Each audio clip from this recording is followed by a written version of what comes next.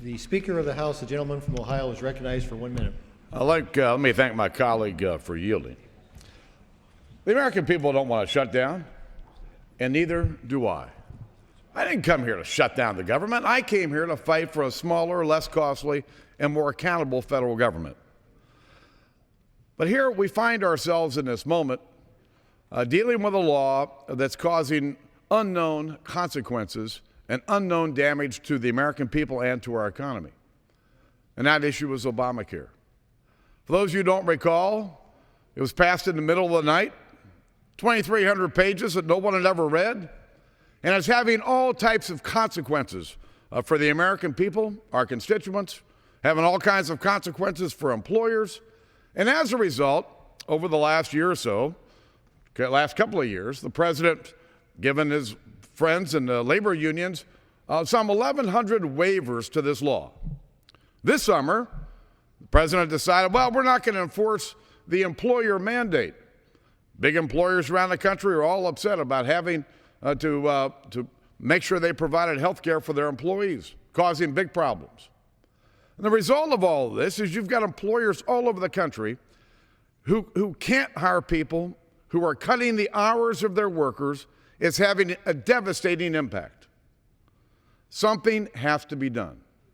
So my Republican colleagues and I thought we should defund the law for a year. We thought we should delay it for a year. Our friends over in the Senate don't seem to want to go down that path. But I'm going to tell you what, this is an issue of fairness. How can we give waivers and breaks to all the big union guys out there? How do we give a break to all the big businesses out there and yet stick our constituents with a bill that they don't want and a bill they can't afford? That's what this fight's all about. I talked to the president earlier tonight. I'm not going to negotiate. I'm not going to negotiate. We're not going to do this. Well, I would say to the president, this is not about me, and it's not about Republicans here in Congress. It's about fairness for the American people. Why don't we make sure that every American is treated just like we are? But no, under the law, in some decision, there's this idea that we're going to get some exemption. No, we're not going to get an exemption. So the bill before us is very simple. It funds the government, and it says let's treat our constituents fairly.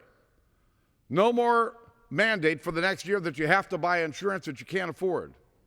No more mandate that members of Congress get some so-called exemption. Those are the only two issues here.